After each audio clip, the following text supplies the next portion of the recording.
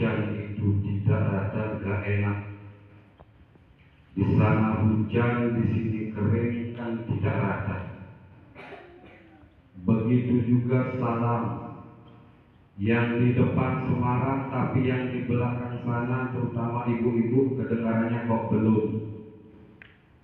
Kalau salam ini bisa merata, di sana anyes, di sini anyes, yang di rumah anyes, yang di atas juga sedap. Oleh karena itu saya ulangi sekali lagi, Assalamualaikum warahmatullahi wabarakatuh.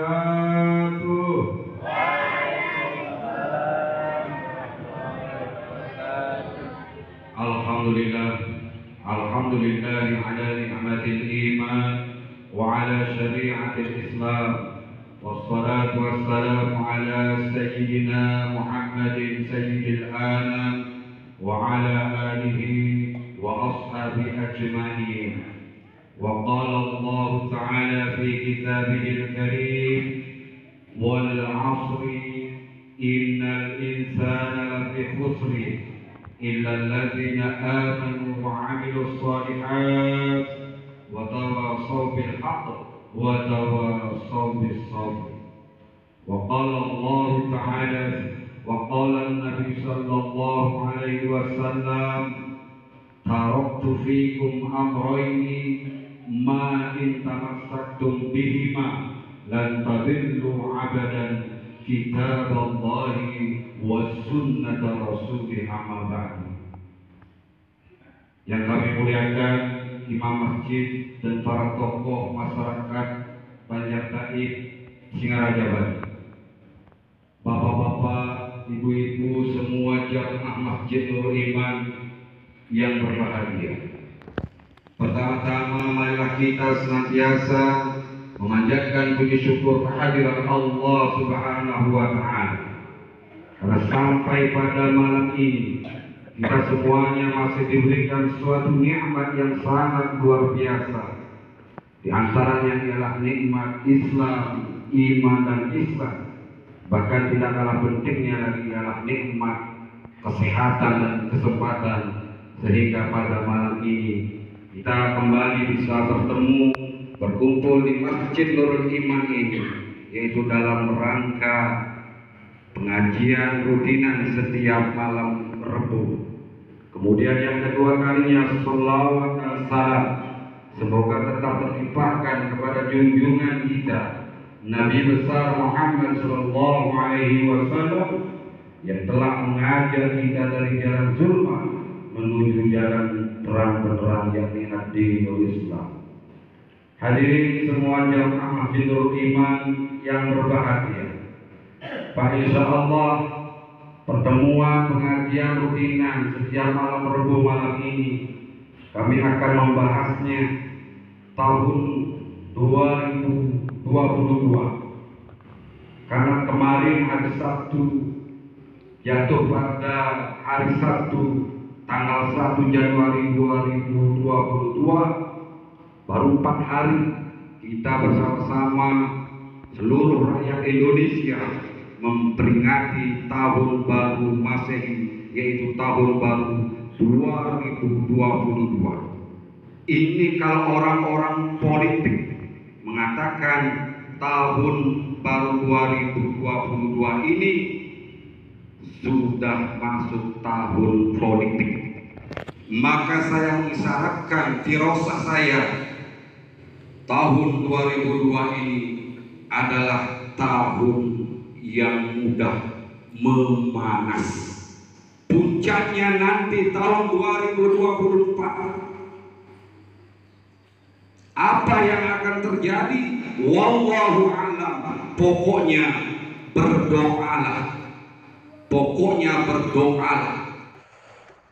Bapak-bapak, ibu-ibu, dan semua jamaah Masjid Nurul Iman yang sempat hadir, yang sempat mengikuti pengajian rutinan malam ini. Kenapa saya ajak berdoa? Kenapa saya suruh berdoa saja. Karena dalam beberapa hadis Rasulullah Sallallahu Alaihi Wasallam menerangkan keutamaan doa. Doa adalah ibadah. Doa otaknya ibadah. Doa kuncinya pembuka gedung rahmat. Doa cahaya langit dan bumi. Doa menolak segala macam bala. Doa menjadi senjata orang mukmin. Doa sebagian dari tentaranya Allah Ta'ala. Dan masih banyak lagi ibu-ibu. Oleh karena doa itu memohon kepada Allah, maka kita harus menginsafi bahwa kita ini tidak akan mampu untuk menghadapi atau menolak sesuatu yang akan datang. Untuk itu mohonlah hanya kepada Allah. Ya bapak-bapak, kita ini hidup sudah di akhir zaman. Mohonlah hanya kepada Allah. Maka malam ini selain kita harus perbanyak doa, juga perbanyak membaca istighfar. Sering saya sampaikan baik di dalam waktu mengisi khutbah Jumat, sering saya sampaikan ini untuk memperbanyak istighfar, mohon ampun kepada Allah. Kemudian terus taubat. Kenapa kita bertaubat kepada Allah? Apa artinya taubat nasuha itu? Taubat nasuha diterangkan dalam Al-Quran surat Tahrim. Di antaranya ayat nomor 8 yang artinya, wahai orang-orang yang beriman, hendaklah kamu taubat kepada Allah yang murni, yang sungguh-sungguh, yang ikhlas, yang bersih. Perintah ini untuk alladzina amanu, semua orang yang amanu diperintah taubat kepada Allah. Nilainya perintah wajib ain bapak-bapak ya, biar tahu. Taubat ini perintahnya wajib ain. Bagaimana kalau tidak mau taubat? Zalim.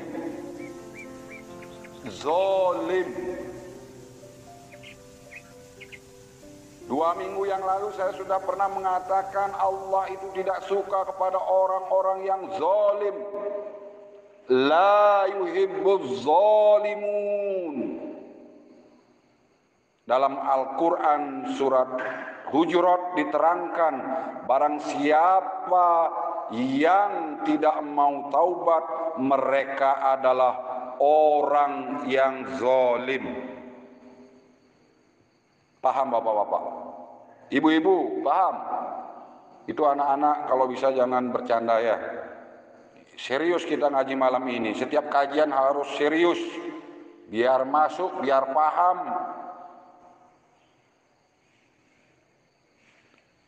Bapak Ibu yang kami hormati, taubat bahasa Arab itu.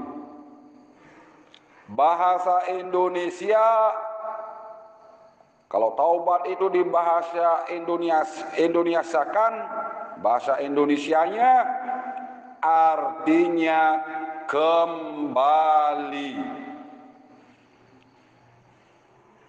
Adanya perintah kembali karena manusia pernah meninggalkan. Kembali kemana Ibu, Pak? Kembali kemana? Tubu ilallahi.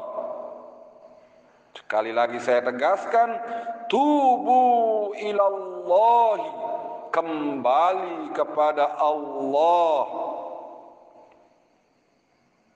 Apa latar belakang kita diperintah kembali kepada Allah? Ada yang bisa jawab? Coba itu Romdani, udah mondok di Jawa ini. Apa latar belakang kita diperintah kembali kepada Allah? Kalau mendengar ada orang meninggal dunia, apa jawaban kita? Ayo, apa jawaban kita? Kok diam semuanya? Harus jawab dengan tegas. Inna lillahi wa inna ilaihi raji'un.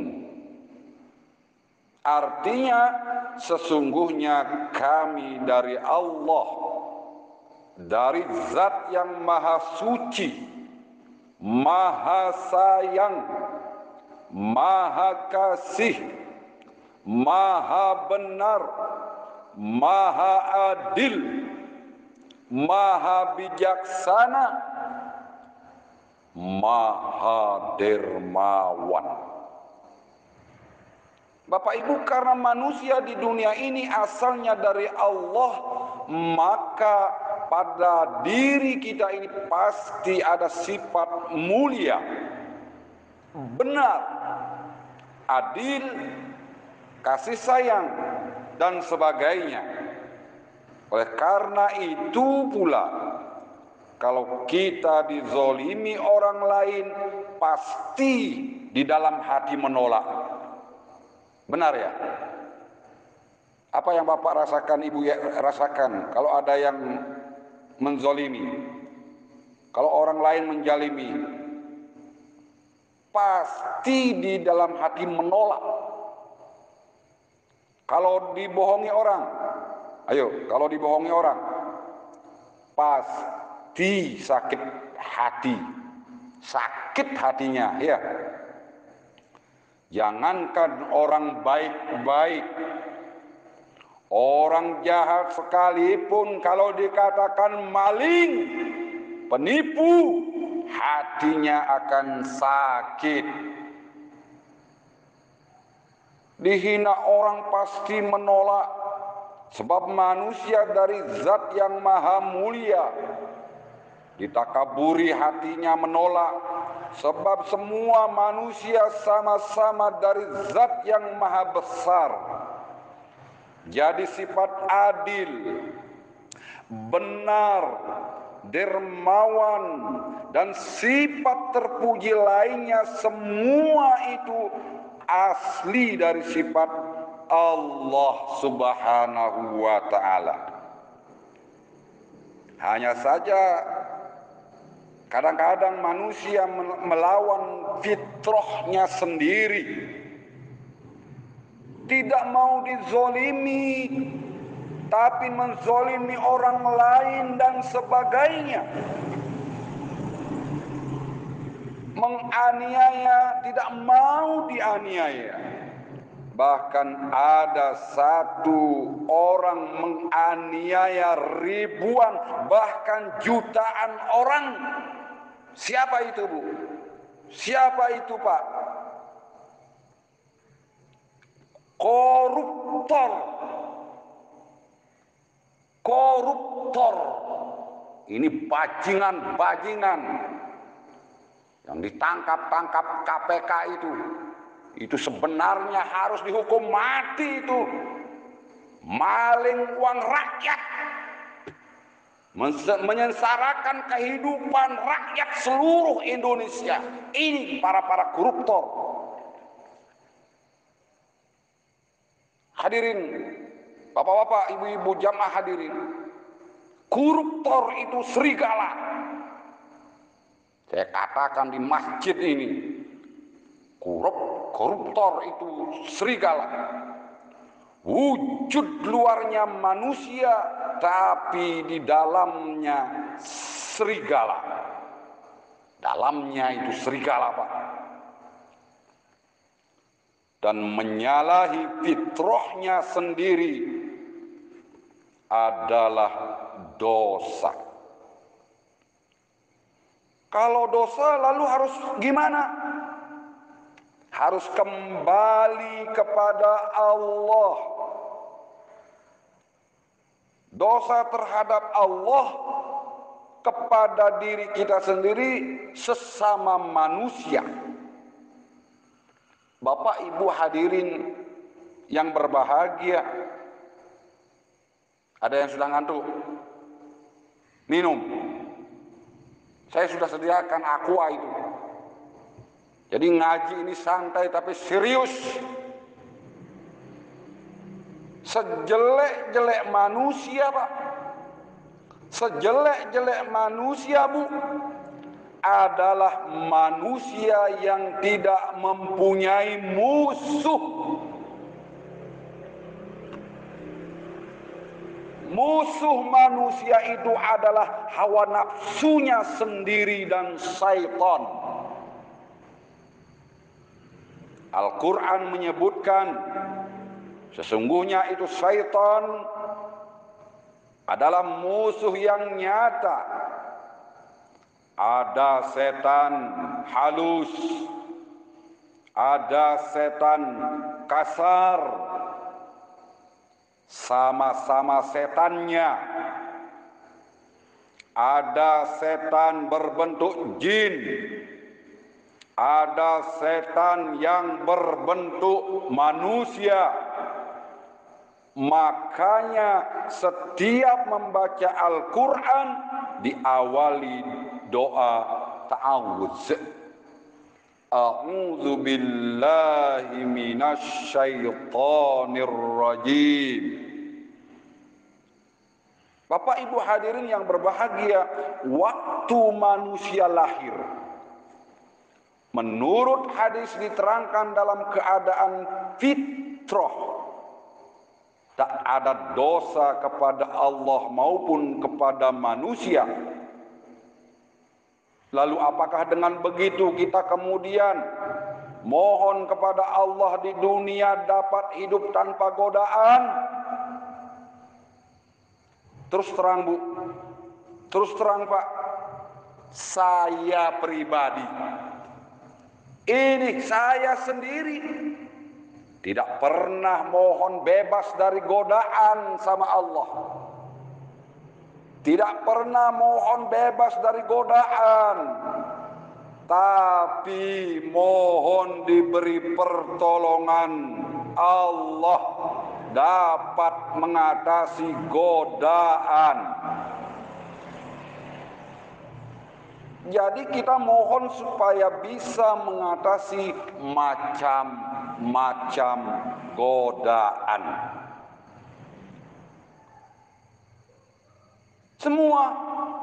Semua manusia di dunia ini diberi nikmat Allah Ta'ala dua macam.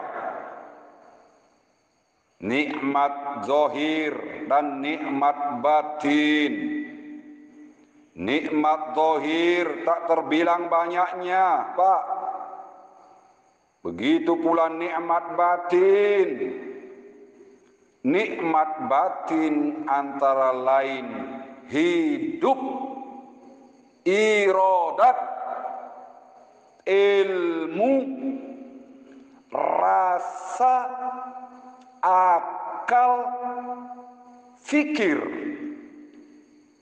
Sedangkan nikmat zahir seperti otak, hati, tangan, pipi, alam semesta ini dan sebagainya.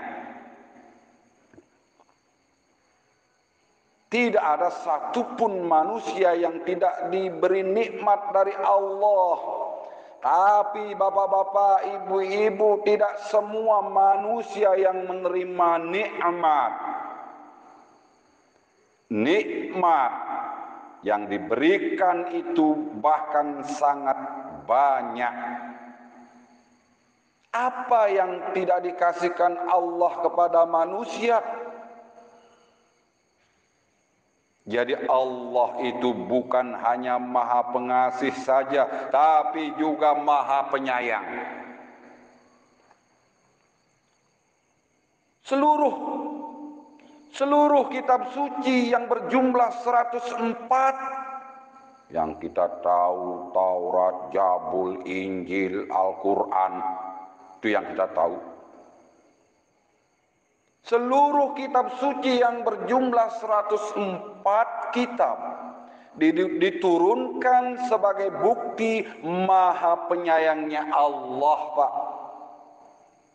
Bukan itu saja, 124.000 nabi pun diturunkan.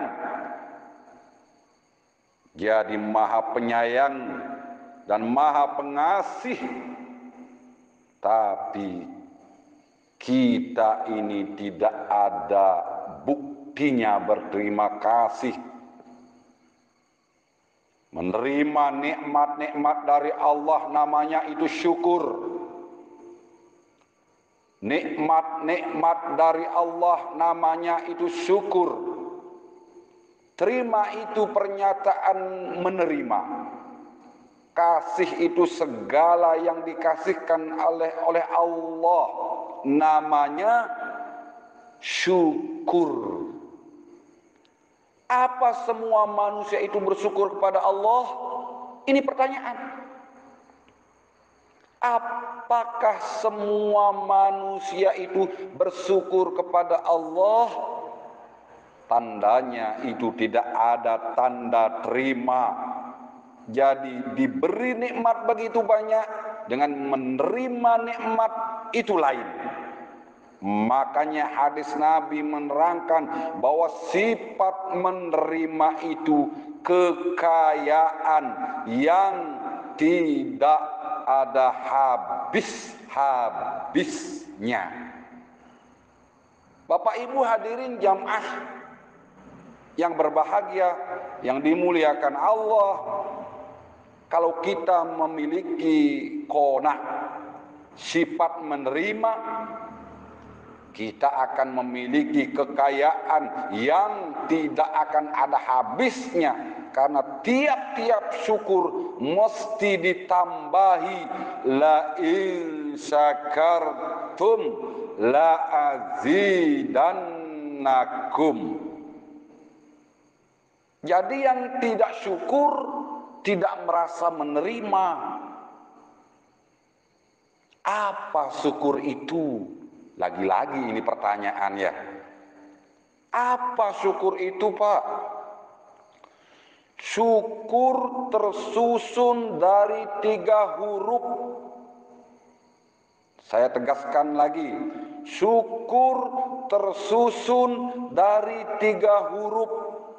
Pertama, sin. Kedua, kaf. Ketiga, ro. Bunyinya sakaro. Kalau huruf sinnya diberi titik 3, bunyinya syakaro. Artinya telah bersyukur. Tetapi Al-Quran menerangkan manusia yang bersyukur hanya sedikit. Manusia yang bersyukur hanya sedikit. Banyak yang tidak bersyukur. Kalau titik 3 ini dihilangkan, bunyinya sakaro. Maknanya telah medem bahasa Balinya. Telah mendem Jawanya. Mabuk bahasa kerennya. teler, tidak sadar. Jadi rahasianya, ini rahasia Pak, tapi saya ungkap malam ini. Jadi rahasianya ada di 3 titik di atas huruf sin. Apa ibu hadirin? Apa makna 3 titik? Titik pertama adalah ilmu. Artinya mengetahui sumbernya nikmat. Wujudnya nikmat. Tujuan farkun. Tujuan diberi nikmat. Saya ulangi. Titik pertama adalah ilmu. Artinya mengetahui sumbernya nikmat. Wujudnya nikmat. Tujuan diberikan nikmat. Itu yang pertama. Kemudian yang kedua, titik kedua maknanya farkun. Artinya gembiranya hati karena diberi nikmat atau hal yang lain. Yang terakhir, titik yang ketiga. Titik yang ketiga itu apa? Amal, perbuatan. Jadi ilmu, hal atau parhun atau gembira dan amal. Nikmat ini diamalkan, direalisasikan dalam kehidupan sehari-hari. Manunggalnya 3 titik, ini namanya syukur.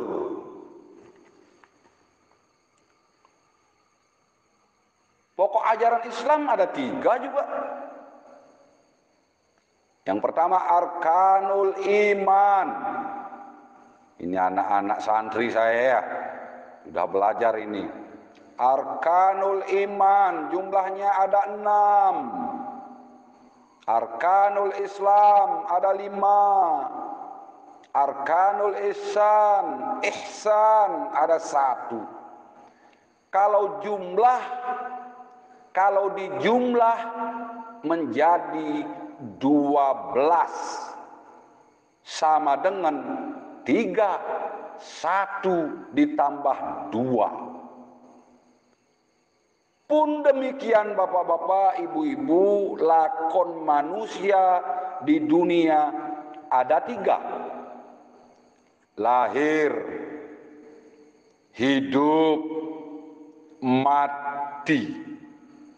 Kalimat la ilaha illallah juga tersusun dari 12 huruf, tapi jenis hurufnya ada 3. Teman hidup di dunia juga ada 3 Pak.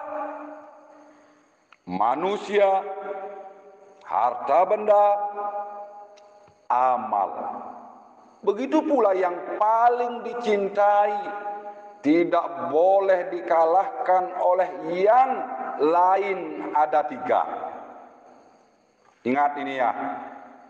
Cinta kepada Allah, cinta kepada Rasulullah, cinta kepada perjuangan yang baik. Ini ada di dalam Al-Quran. Baca sendiri nanti dalam surat At-Taubah, cari. Gak usah saya bacakan kepenaan nanti. PR ini aja. Cari di rumah, buka Al-Quran dalam surat At-Taubah. Bapak Ibu hadirin yang berbahagia, mungkinkah kita bisa menyaksikan Allah? Mungkinkah kita bisa menyaksikan Allah sedang Allah itu tidak bisa kita tangkap oleh panca indera, mata, telinga, hidung? Apa mungkin kita mencintai sesuatu yang tidak bisa kita lihat dengan panca indera? Ini pertanyaan, Pak. Jawabannya adalah mungkin. Mungkin. Lebih ekstrem, pasti bisa. Setiap manusia yang dicintai itu pada dasarnya adalah yang tidak bisa ditangkap oleh panca indera.